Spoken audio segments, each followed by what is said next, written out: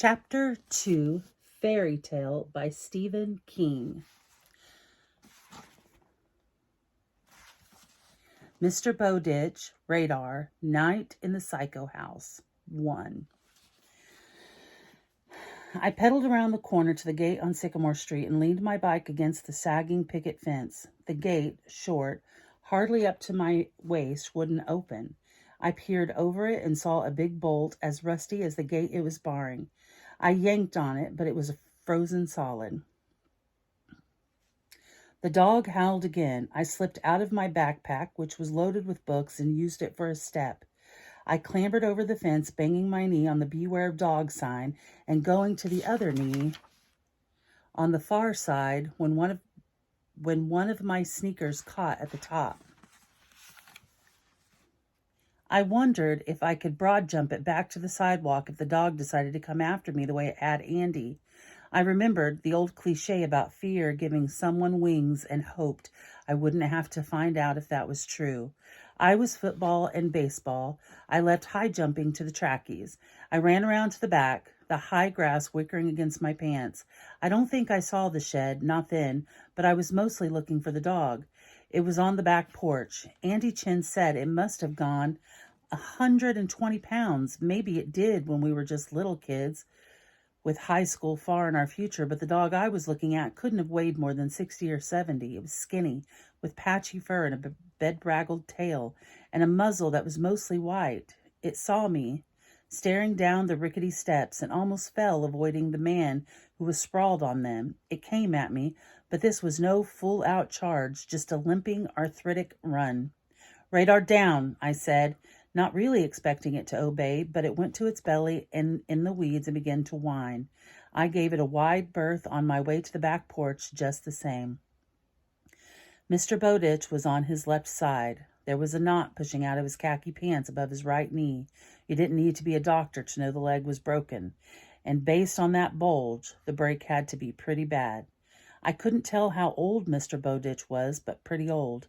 His hair was mostly white, although he must have been a real carrot top when he was younger, because there were still streaks of red in it. They made his hair look like it was rusting. The lines on his cheeks and around his mouth were so deep they were grooves. It was cold, but his forehead was beaded with sweat. "Need some help," he said. "Fell off the fucking ladder." He tried to point. That made him shift a little on the steps, and he groaned. "Have you called 911?" I asked. He looked at me as if I was stupid. "The phone's in the house, boy. I'm out here." I didn't understand that until later, but Mr. Bowditch had no cell phone, had never seen the need to get one, hardly knew what they were. He tried to move again and bared his teeth. "Jesus, this hurts." "Then you better stay still," I said. I called 911 and told them I needed an ambulance at the corner of Pine and Sycamore because Mr. Bowditch took a fall and broke his leg. I said it looked like a bad break. I could see the bone poking out of the leg of his pants, and his knee looked swollen too. The dispatcher asked me for the house number, so I asked Mr. Bowditch. He gave me that was you born stupid look again and said number 1. I told the lady that and she said they'd send an ambulance right away. She said I should stay with him and keep him warm. "He's sweating already," I said. "If the break is as bad as you say, sir, that's probably shock." Okay." Radar limped back, ears flattened, growling. "Stop it, girl," Bowditch said. "Get low." Radar, she, not it, went on her belly at the foot of the steps with what looked like relief and started to pant. I took off my leather jacket and started to spread it over Mr. Bowditch. "What in the hell are you doing?" "I'm supposed to keep you warm." "I am warm." But I saw that he really wasn't, because he'd started to shiver. He lowered his chin to look at my jacket. "High school kid, are ya?" "Yes, sir." "Red and gold, so Hillview?" "Yes." "Play sports?" "Football and baseball." "The Hedgehogs?" "What?" He tried to move and gave a cry. Radar pricked up her ears and looked at him anxiously. "What a silly name that is." I couldn't disagree. "You better try not to move, Mr. Bowditch. Steps are digging into me everywhere. I should have stayed on the ground, but I thought I could make it to the porch. Then inside. Had to try. Going to be fucking cold out here before long." I thought it was pretty fucking cold already. Glad you came. Guess you heard the old girl howling. Her first, then you calling, I said. I looked up at the porch. I could see the door, but I don't think he would have been able to reach the knob without getting up on his good knee, which I doubted he'd have been able to. Mr. Bowditch followed my gaze. Dog door, he said. Thought maybe I could have crawled through, he grimaced. I don't suppose you have any painkillers, do you? Aspirin or something stronger? Playing sports and all. I shook my head. Faint. Very faint. I could hear a siren. What about you? Do you have any? He hesitated, then nodded. Inside. Go straight down the hall. There's a little bathroom off the kitchen. I think there's a bottle of Imprint in there, in the medicine cabinet. Don't touch anything else. I won't. I knew he was old and in pain, but I was still a little cheesed off by the implication. He reached out and grabbed my shirt. Don't snoop. I pulled away. I said I won't. I went up the steps. Mr. Bowditch said, Radar, go with him. Radar limped up the steps and waited for me to open the door rather than using the hinge flap cut in the bottom panel. She followed me down the hall, which was dim and sort of amazing. One side was stacked with old magazines done up in bundles that were tied with hay rope. I knew of some, like Life and Newsweek, but there were others called Collier's Dig, Confidential, and All Man that I'd never heard of. The other side was stacked with books, most of them old, with the smell of old books have. Probably not everyone likes that smell, but I do. It's musty, but good must. The kitchen was full of old appliances, the stove a hot point, the sink porcelain with rust rings from our hard water, the faucets with those old-timey spoke handles, and the floor linoleum so worn I couldn't tell what the pattern was. But the place was neat as a pin. There was one plate and one cup and one set of silverware, knife, fork, spoon, in the dish drainer. That made me feel sad. There was a clean dish on the floor with Radar printed around the rim, and that made me feel sad too. I went into the bathroom, which was not much bigger than a closet, nothing but a toilet with the lid up and more rust rings around the bowl, plus a basin with a mirror over it. I swung the mirror back and saw the bunch of dusty patent medicines that looked like they came over on the Ark. A bottle on the middle shelf said Imprint. When I grabbed it, I saw a little pellet behind it. I thought it was a BB. Radar waited in the kitchen because there really wasn't enough room for both of us in the bathroom. I took the cup from the dish drainer and filled it from the kitchen tap and then walked back down the hall of old reading matter with Radar padding right behind me. Outside, the siren was louder and closer. Mr. Bowditch was lying with his head down on his forearm. You okay? I asked. He raised his head so I could see his sweaty face and haggard, dark-ringed eyes. Do I look okay? Not really, but I'm not sure you should be taking these pills. The bottle said it expired in August of 2004. Give me 3. Geez, Mr. Bowditch, maybe you should wait for the ambulance. They'll give you... Just give them to me. What does not kill me makes me stronger. Don't suppose you know who said that, do you? They teach you nothing these days. Night shit, I said. Obviously, I said that wrong. Twilight of the Idols. I'm taking world history this quarter. Bully for you, he fumbled in his pants pocket, which made him groan. But he didn't stop until he brought out a heavy ring of keys. Lock that door for me, boy. It's the silver key with the square head. The front one's locked already. Then give them back to me. I worked the silver key off the key ring and then gave the ring back. He got it into his pocket, groaning some more as he did. The siren was close now. I hoped they'd have better luck with the rusty bolt than I'd had. Otherwise, they'd have to knock the gate off the hinges. I started to get up and then looked at the dog. Her head was on the ground between her paws. She never took her eyes off Mr. Bowditch. What about Radar? He gave me that was-you-born-stupid look again. She can go inside through the dog door and out when she needs to do her business. A kid or small adult who wanted to have a look around and steal some things could also use it, I thought. Yeah, but who's going to feed her? I probably don't need to tell you that my first impression of Mr. Bowditch wasn't good. I thought he was a bad-tempered grouch, and it was no wonder he was living alone. A wife would have killed him or left. But when he looked at the aging German shepherd, I saw something else, love and dismay. You know that saying about being at your wit's end? Mr. Bowditch's face said he was there. He must have been in excruciating pain, but right then, all he could think about, all that he cared about, was his dog. Shit, shit, shit, shit! I can't leave her. I'll have to take her to the goddamn hospital. The siren arrived out front and unwound. Doors slammed. They won't let you, I said. You must know that. His lips tightened. Then I'm not going. Oh, yes, you are, I thought. And then I thought something else, only it didn't seem like my thought at all. I'm sure it was, but it didn't seem that way. We had a deal. Never mind picking up litter on the highway. This is where you hold up your end of it. Hello, someone shouted. EMT's here. Is there someone who can open the gate? Let me keep the key, I said. I'll feed her. Just tell me how much and hello, someone answer or we're coming in. And how often?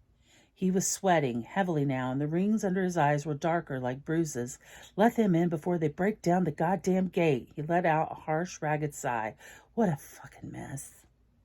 The man and the woman on the sidewalk were wearing jackets that said Arcadia County Hospital Ambulance Service. They had a gurney with a shitload of equipment piled on it. They had moved aside my backpack, and the man was trying his best to yank the bolt. He was having no more luck than I did.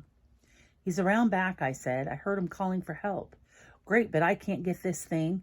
Take a hold, kid. Maybe we can with both of us. I took hold and we pulled. The bolt finally shot back, pinching my thumb. In the heat of the moment, I hardly noticed, but by that night, most of the nail had turned black. They went alongside the house, the gurney bumping its way through the high grass, the equipment piled on top of it, jittering and jiving. Radar came limping around the corner, growling and trying to sound fearsome. She was giving it her best shot, but after all the excitement, I could see she didn't have much left.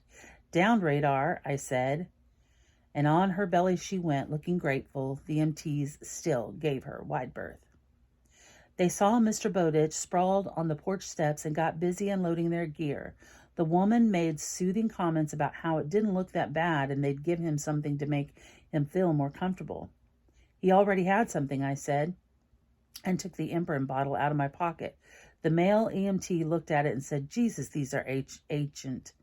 Any pop they had is long gone. Cece, Demerol, 20 should do it. Radar was back. She gave Cece a token growl and then went to her master, whining. Bowditch stroked the top of her head with a cupped hand, and when he took it away, the dog huddled on the steps next to him. The dog saved your life, sir, I said. She can't go to the hospital and she can't go hungry. I was holding the silver backdoor key. He looked at it while Cece gave him a shot that he didn't even seem to register. He gave another harsh sigh. All right, what fucking choice do I have? Her food is in the big plastic bucket in the pantry behind the door. She gets a cup at 6 and one at 6 in the morning if they keep me overnight. He looked at the male EMT. Will they? Don't know, sir. That's above my pay grade. He was unwrapping a blood pressure cup. Cece gave me a look that said, yeah, they'd be keeping him overnight. And that was just for starters. Cup at 6 tonight, 6 tomorrow. Got it. I don't know how much food is left in that bucket. His eyes were starting to get glazy. If you need to buy more, go to the pet pantry. She eats Origin Regional Red. No meat and no snacks. A boy who knows who Nietzsche was can probably remember that. Nietzsche. I need to look that up. I'll remember. The male EMT had pumped up the blood pressure cuff, and whatever he was seeing, he didn't like it. We're going to get you on the gurney, sir. I'm Craig, and this is Cece. I'm Charlie Reed, I said. He's Mr. Bowditch. I don't know his first name. Howard, Mr. Bowditch said. They made to lift him, but he told them to wait. He held Radar by the sides of her face and looked into her eyes. You be a good girl. I'll see you very soon. She whined and licked him. A tear ran down one of his cheeks. Maybe it was the pain, but I don't think so. There's money in the flour canister in the kitchen, he said, and then his eyes cleared for a moment and his mouth tightened. Belay that. Flour canister's empty. I forgot. If you, sir, Cece said, we really need to get you into the... He glanced at her and told her to hush a minute.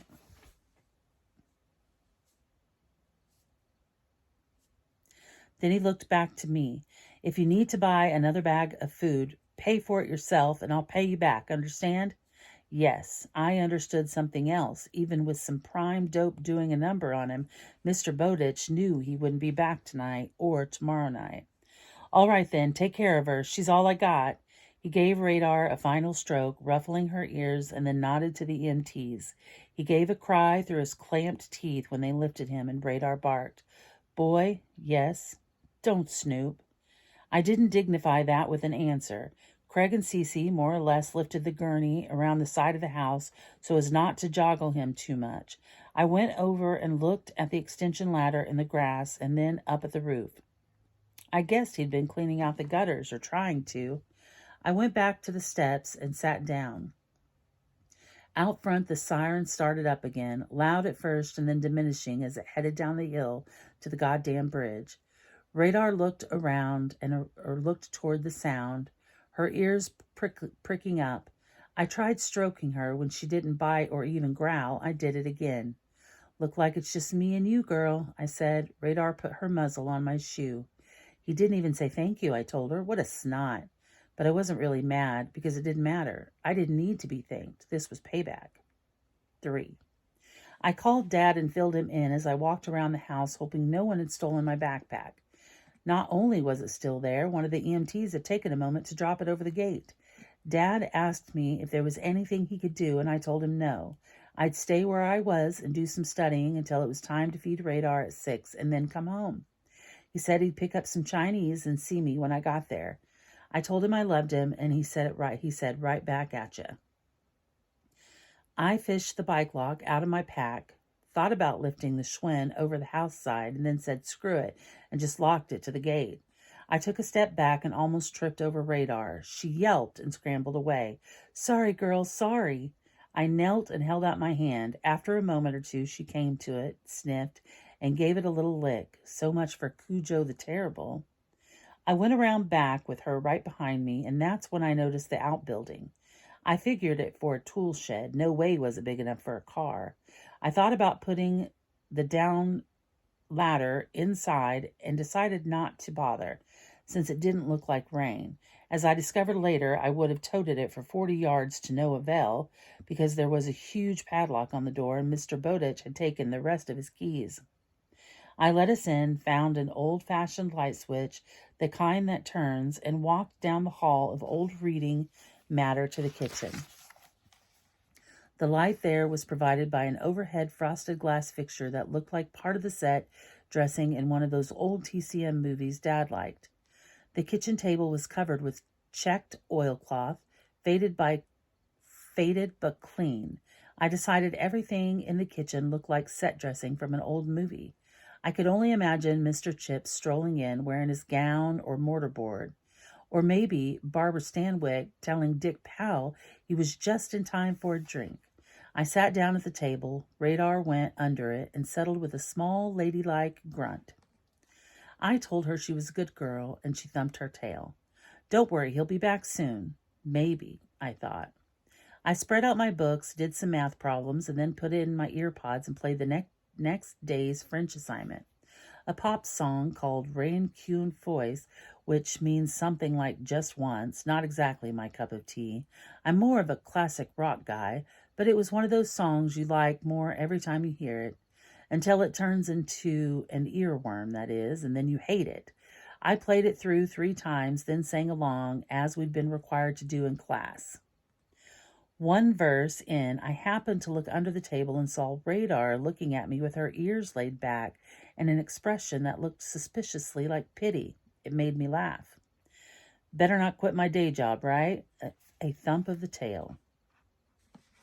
"Don't blame me. It's an assignment. Want to hear it one more time?" "No, me either." I spied 4 matching canisters set up in a line on the counter to the left of the stove, marked sugar, flour, coffee, and cookies. I was pretty damn hungry. At home, I would have checked the fridge and gobbled half the contents, but of course I wasn't at home and wouldn't be for, I checked my watch, another hour. I decided to investigate the cookie jar, which surely wouldn't count as snooping. It was filled to the top with a mixture of pecan sandies and those chocolate-covered marshmallow jobbies. I decided that since I was dog-sitting, Mr. Bowditch wouldn't miss one, or 2, even 4. I made myself stop there, but it was hard. Those Sandies were certainly delicious. I looked at the flour canister and thought of Mr. Bowditch saying there was money in there. Then his eyes had changed, sharpened. Belay that, flour canister's empty. I forgot. I almost peeked, and there was time not so long ago when I would have, but those days were gone. I sat back down and opened my world history book. I plowed through some heavy stuff about the Treaty of Versailles and German reparations, and when I looked at my watch again, there was a clock over the sink, but it was stopped. I saw it was 5:45. I decided that was close enough for government work and decided to feed Radar. I figured the door next to the fridge had to be the pantry, and I figured right. It had that good pantry smell.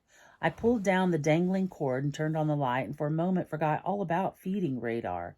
The little room was canned goods and dried goods from top to bottom and side to side. There was Spam and baked beans and sardines and saltines and Campbell's soup, pasta and pasta sauce, bottles of grape and cranberry juice, jars of jelly and jam, cans of veggies by the dozens, maybe hundreds. Mr. Bowditch was set for the apocalypse. Radar gave a "don't forget the dog" whine. I looked behind the door, and there was her plastic food canister. It had to hold 10 or 12 gallons full, but the bottom was barely covered. If Bowditch was in the hospital for a few days or even a week, I would have to buy more.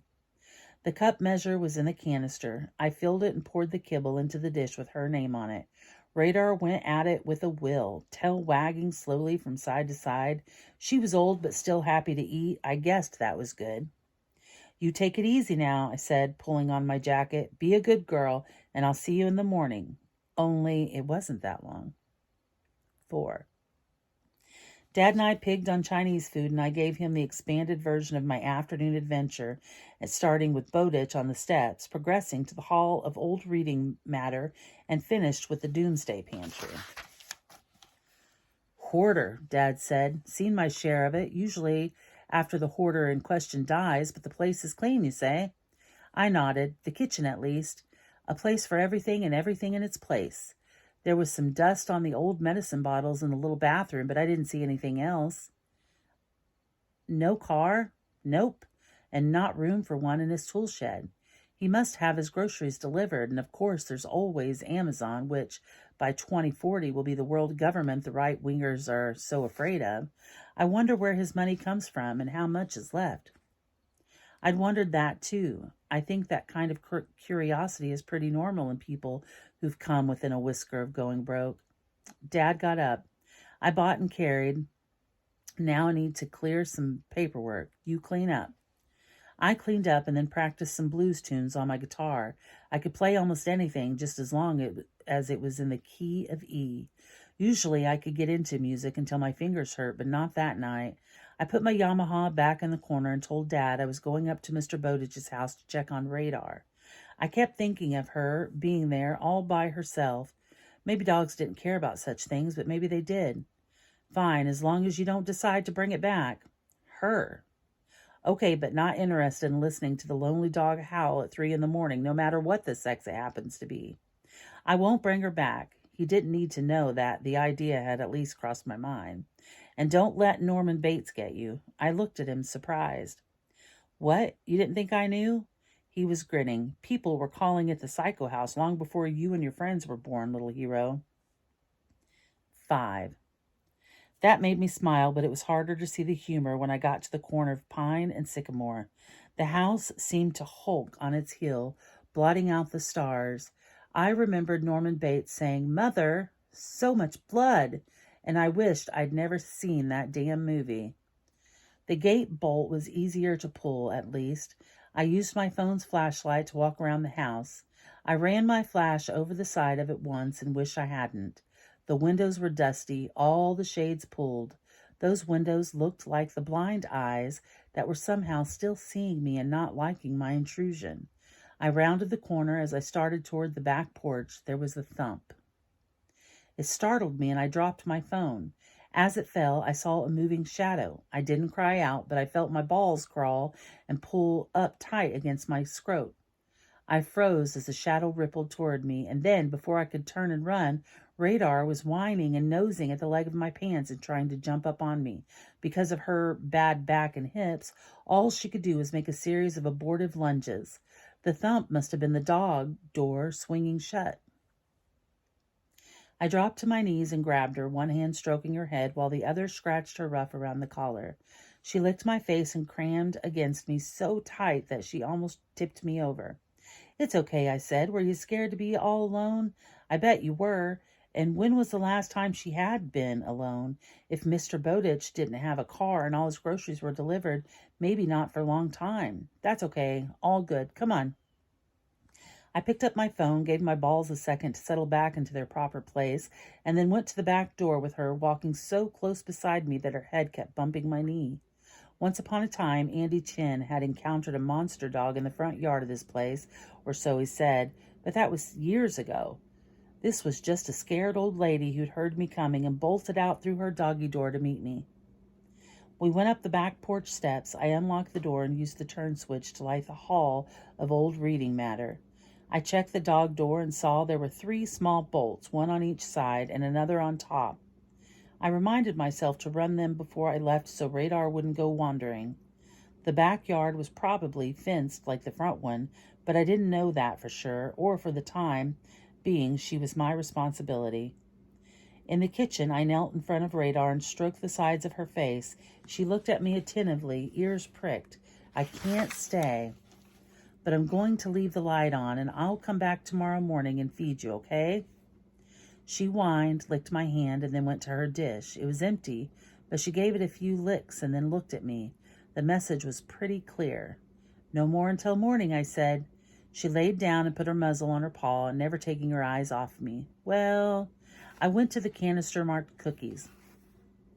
Mr. Bowditch had said no meat, no snacks, and I decided he could have meant no meat snacks. Semantics are wonderful, aren't they? I vaguely remembered hearing or reading somewhere that dogs are allergic to chocolate, so I took one of the pecan sandies and broke off a piece. I offered it. She sniffed and then took it delicately from my fingers. I sat down at the table where I'd done my studying, thinking I should just go. She was a dog, for Christ's sakes, not a child. She might not like being alone, but it wasn't like she was going to get into the cabinet under the sink and drink bleach. My phone buzzed. It was Dad. "Everything okay there?" "Fine, but it's good I came. I left the dog door open. She came out when she heard me. No need to tell him that when I saw that moving shadow, I'd had a single flash of Janet Leigh in the shower screaming and trying to avoid the knife. Not your fault. You can't think of everything. Coming back?" "Pretty soon." I looked at Radar, looking at me. "Dad, maybe I should." "Bad idea, Charlie. You got school tomorrow. She's a grown-up dog. She'll be fine overnight." "Sure, I know." Radar got up, a process that was a little painful to watch. When she got her hindquarters under her, she walked off into the dark in what was probably the living room. "I'll just stay a few minutes. She's a nice dog." "Okay." I ended the call and heard a low squeaking sound. Radar came back with a toy in her mouth. I thought maybe it was a monkey, but it was so chewed it was hard to tell. I still had my phone in my hand, so I took a picture. She brought me the toy and dropped it by my chair. Her eyes told me what I was supposed to do.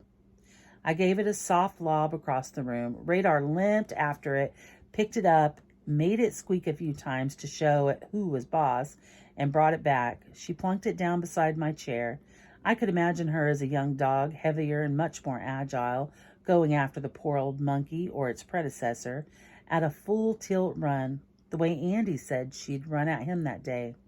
Now her running days were over, but she was giving it her best shot. I could imagine her thinking, "See how good I am at this? Stick around and I can do it all night." Only she couldn't, and I couldn't stay. Dad wanted me home, and I doubted if I'd sleep much anyway if I stayed here. Too many mysteries, creaks, and groans. Too many rooms where anything might be lurking and creeping toward me once the lights were out. Radar brought the squeaky monkey back. "No more," I said. "Rest up, girl." I started for the back hall and then had an idea. I went to the darkened room where Radar had found her toy and groped around for a switch, hoping nothing Norman Bates' wrinkled mummy of a mother, for instance, would grab my hand. The switch made a clacking sound when I found it and flipped it. Like the kitchen, Mr. Bowditch's living room was old-timey but neat. There was a couch upholstered in dark brown fabric. It looked to me as if it hadn't had much use. Most of the sitting appeared to have been done in the easy chair plonked down in the middle of the old-fashioned brag rug. I could see the divot made by Mr. Bowditch's skinny shanks. A blue chambray shirt was tossed over the back. The chair faced a TV that looked prehistoric. There was an antenna thing on top of it. I took a picture of it with my phone. I didn't know if a TV that ancient could possibly work, but judging by the books stacked on either side of it, many marked with Post-it notes, it probably didn't get much use even if it did work. In the far corner of the room was a wicker basket piled high with dog toys, and that said all anyone would need to know about how much Mr. Bowditch loved his dog.